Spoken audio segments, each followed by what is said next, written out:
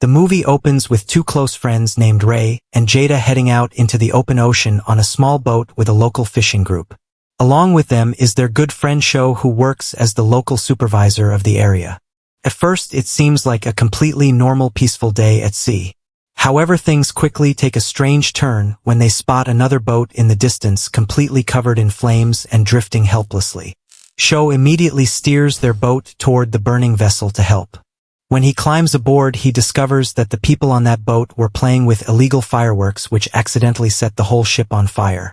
Sho quickly puts out the flames and takes away the illegal fireworks. Once everything cools down, everyone goes back to fishing like nothing happened. But their peace only lasts for a few minutes. Suddenly their fishing line gets stuck on something very heavy deep underwater. Thinking it is just heavy garbage, they pull it up together only to reveal a terrifying sight of a dead human body floating right beneath the surface. They manage to drag the heavy corpse onto their boat. Curious about what else might be down there, Jada decides to use her specialized underwater drone camera to inspect the ocean floor. Looking at the video feed, she spots a mysterious blue glow spreading through the dark water. Even more unsettling, the glowing light slowly begins rising upward through the water, as if it is heading straight toward the surface. Sensing something is not right, Sho leaves the group to notify the Coast Guard and local authorities. Meanwhile, Jada walks back toward the corpse, but when she turns around, the body is completely gone. A second later, the dead man suddenly stands up behind her and attacks her with extreme violence. The creature bites deeply into her neck, causing Jada to collapse onto the deck screaming in pain.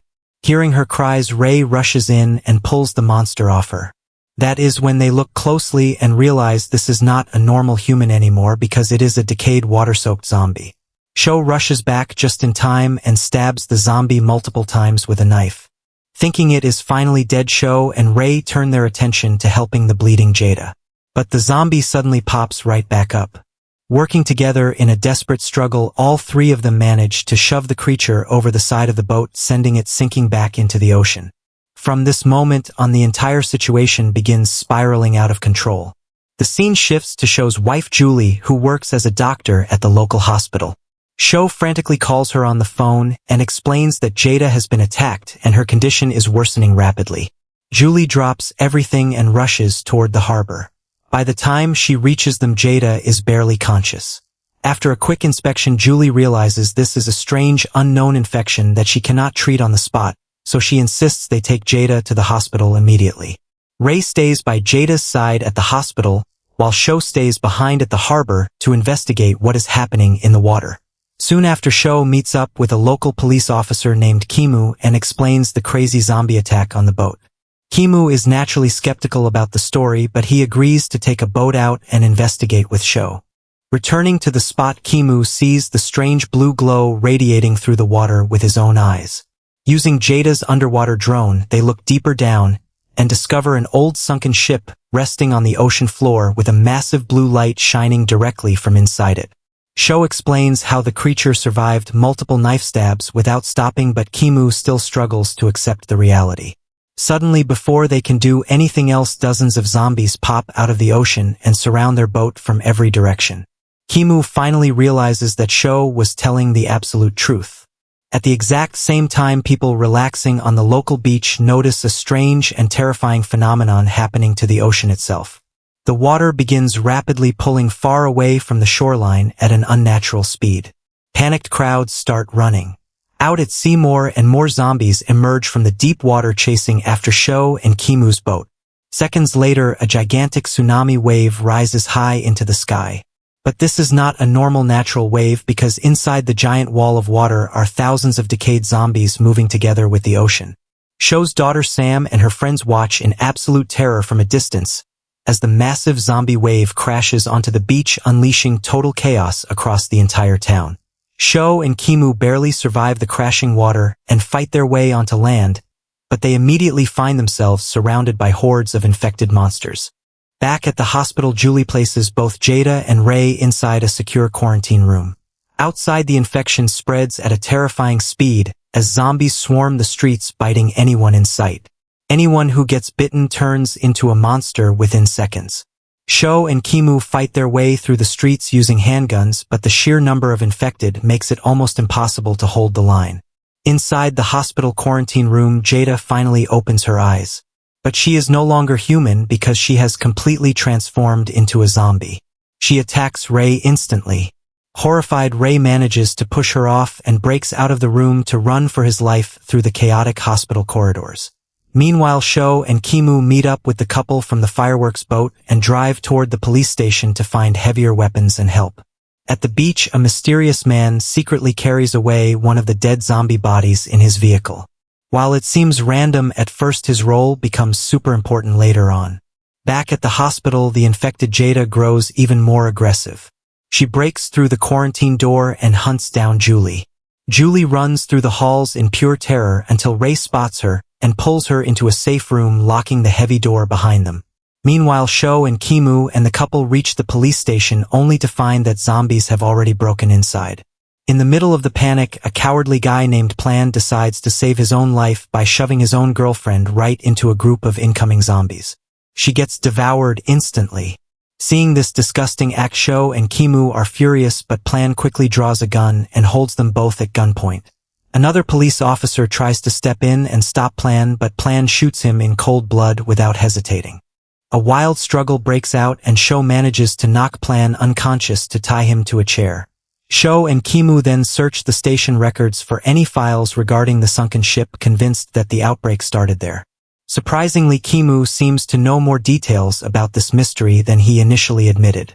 But before Sho can question him, zombies smash through the station windows. Grabbed weapons in hand, Sho and Kimu escape outside, leaving the tied-up Plan to his fate. The streets outside are completely packed with hundreds of roaming zombies. Realizing they cannot shoot their way through, Sho pulls out a rocket launcher and fires a missile directly into the middle of the horde.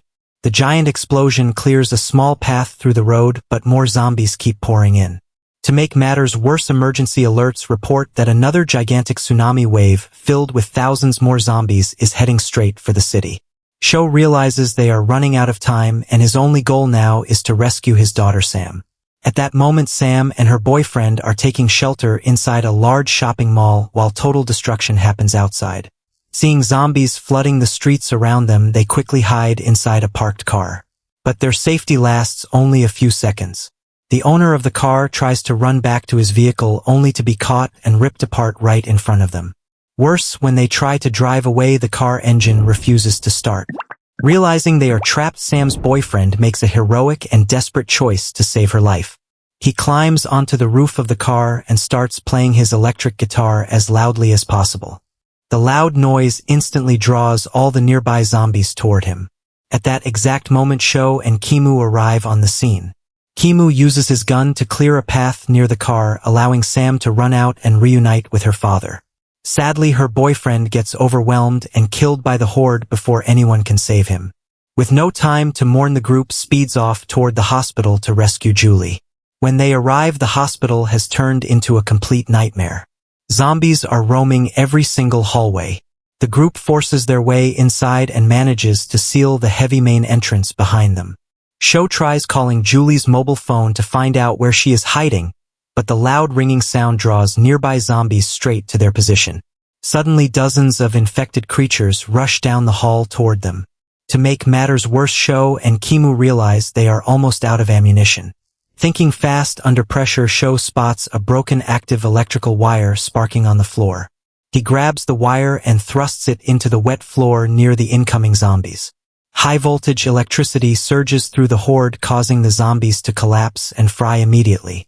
Hearing the commotion, Julie and Ray safely step out of their locked room. Sho is overjoyed to reunite with his wife, but the nightmare is far from over. Next, the group decides they must search for Kimu's missing daughter Tanny. At that moment, Tanny is running for her life through the dark streets, chased by a group of fast-moving zombies. She manages to reach a large, isolated house. The owner cautiously opens the door to inspect her and ensure she has no bite marks before pulling her inside to safety. This man turns out to be Marty, who is the mysterious guy from earlier who secretly stole the zombie corpse from the beach. Inside the house, Tanny is shocked to discover that Marty has a live zombie strapped securely to an experimental table in his basement. Using a walkie-talkie, Tanny manages to contact her father and gives him their location. Shortly after Sho and Julie and Sam and Ray and Kimu all arrive safely at Marty's house. Kimu is overcome with relief to see his daughter alive. But moments later Kimu hears low growling sounds coming from the back room. The second he walks closer to inspect the restrained zombie violently snaps its head forward and bites Kimu deeply on his hand. Everyone rushes into the room as the zombie thrashes around.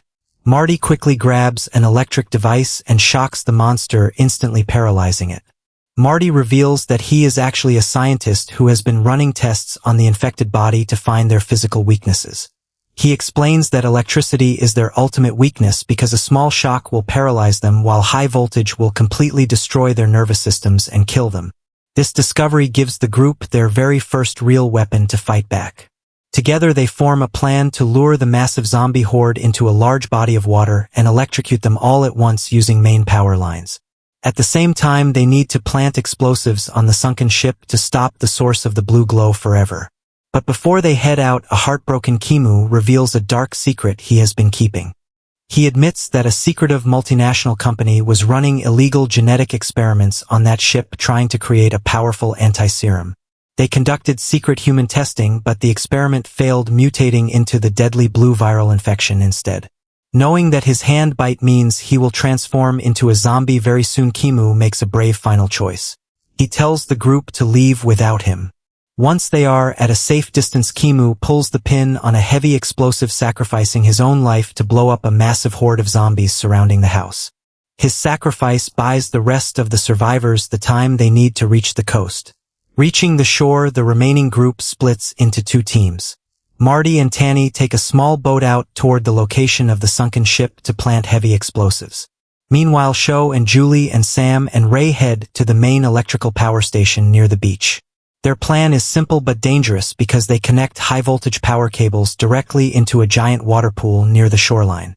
Once the power is turned on, the pool will become a massive electric trap. To pull this off, Sho jumps into a vehicle and turns on blasting music to act as live bait, slowly luring thousands of zombies right toward the pool area.